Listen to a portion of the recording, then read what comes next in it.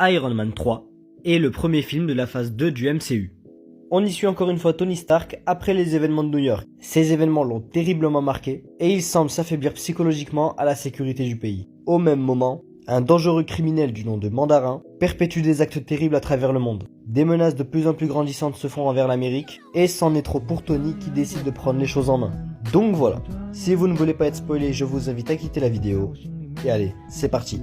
Alors, le film est plutôt passable, il est ni incroyable ni nul. Son problème, je pense, c'est le manque d'ambition. On ressort tout juste d'Avengers, que ce soit en termes de spectacle ou de thème, c'était grandiose, c'était explosif. Et bien avec ce film, c'est comme si on prenait une douche froide. C'est cool hein, mais c'est vraiment pas agréable. De plus en termes d'utilité dans le MCU, il ne semble rien introduire d'important, si ce n'est un plus dans l'évolution de Tony. Il peut carrément être pris indépendamment des autres. Donc c'est ce qu'on va faire, on va parler du film.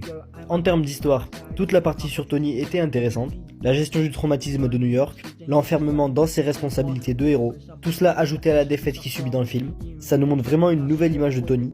Il n'est plus le milliardaire excentrique qu'il était, il est toujours milliardaire, il est toujours excentrique, mais maintenant il est Iron Man, et se doit de gérer ses responsabilités. Bon par contre sa relation avec Pepper, ça y est stop.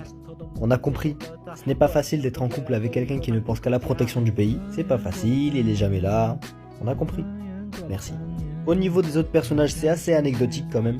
Rod, il est là. Pepper, elle fait la Pepper. Je tiens juste à souligner quelque chose. Sa mise en avant à la fin était plutôt sympa.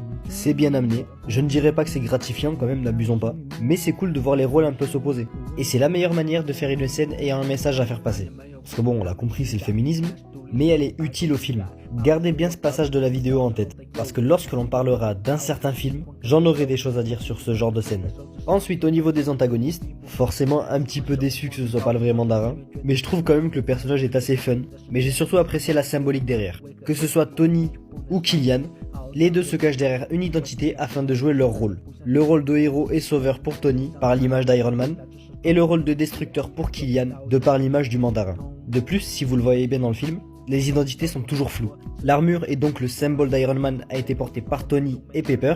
L'Iron Patriot et tout ce qu'il représente a été porté par Rod, le président des États-Unis, et même quelques antagonistes mineurs. Tandis que pour le Mandarin, il est déjà joué par l'acteur qui le représente, mais aussi par Killian. Il est le réalisateur de ce complot, et il est autant, si ce n'est plus, la représentation du Mandarin. Donc voilà, avant de conclure, un dernier point positif, j'ai énormément aimé la scène de fin. Le combat final avec toutes les armures d'Iron Man, c'était vraiment super impressionnant.